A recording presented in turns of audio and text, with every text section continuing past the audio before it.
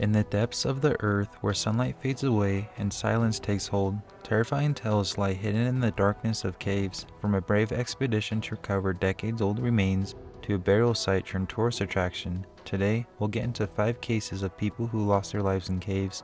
Number 1. John Cullen. In October 2007, Helena Carroll disregarded local warnings and ventured into the Talu cave during Thailand's monsoon season. Unmindful of the impending danger, her boyfriend John Cullen and 7 other tourists joined her, oblivious to the lurking risks within the Khao Sok National Park. Home to lush tropical jungles, limestone cliffs, and concealed caves, the situation took a grim turn when a sudden roar echoed behind them, indicating the entry of water into the cave. Torrential rains had begun outside near a waterfall, and flash floods swiftly flooded the cave within seconds.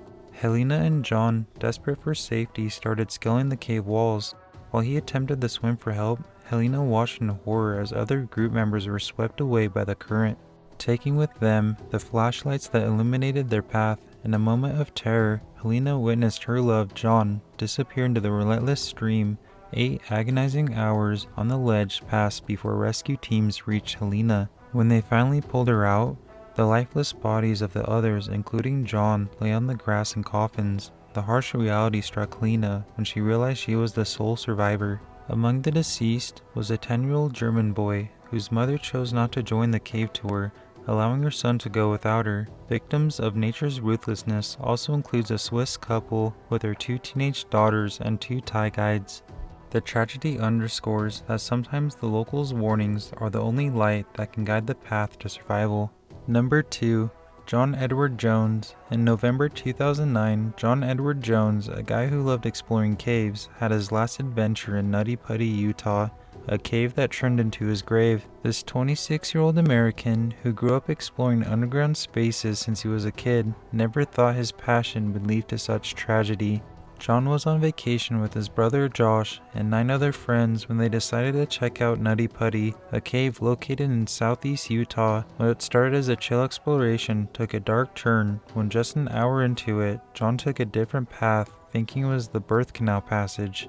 However, the space got narrow fast, and what began as a wrong turn turned into a deadly trap. Stuck in a space that was only 25 centimeters wide, 45 centimeters high, and 30 meters below ground, John was in a desperate situation. His brother Josh was the first to find him, but their attempts to rescue him made things worse. Overwhelmed, Josh sought help and called the authorities. The rescue turned out to be very complicated. Time was running out, and the sticky clay and tight conditions were making it tough. 3 hours after getting stuck, John, struggling to breathe, was only visible by his black and blue sneakers. For the next 24 hours, about 100 rescuers worked hard trying pulley systems and ropes in a desperate attempt to free him, but the sticky clay and pulleys slipping off prevented any progress. The heartbreaking news came.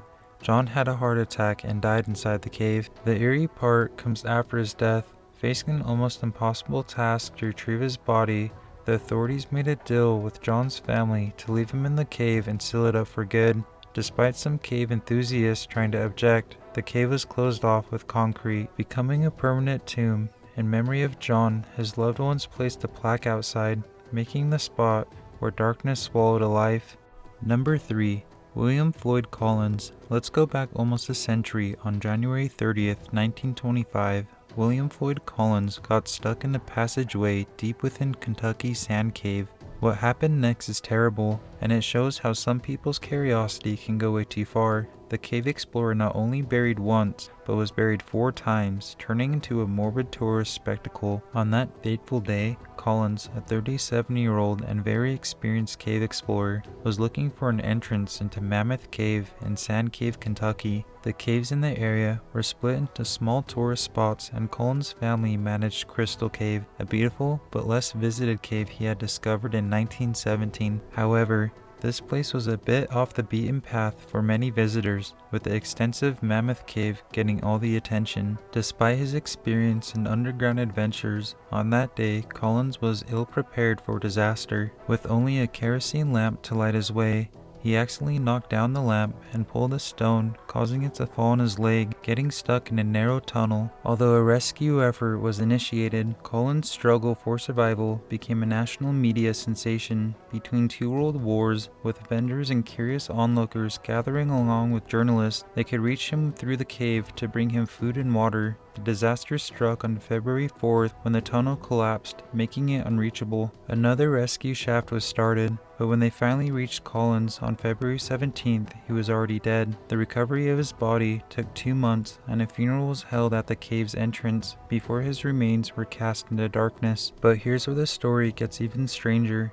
In 1927, new owners bought Crystal Cave and decided to unearth Collins, embalm him, and display him in a glass-covered coffin in the cave as a fleshy tourist attraction. It worked, and crowds of visitors could gaze at the face of a deceased explorer through a small window next to him. A tombstone read, "The greatest cave explorer ever known." Although his body was stolen once in 1929, it remained in the cave until 1989, when his family finally had him reburied. Number 4. Dave Shaw. Meet Dion Dreyer, a South African recreational diver whose story takes a chilling turn in the Bushman's Hole, also known as Bosmangat Cave, in the northern Cape of South Africa. Although Dreyer lost his life in this place, the focus shifts to what happened with his remains. Nearly a decade after Dreyer's tragic demise, the scene shifts to Australian extreme diver Dave Shaw, who in October 2004 set a world depth record in the enigmatic depth of Bushman's Hole.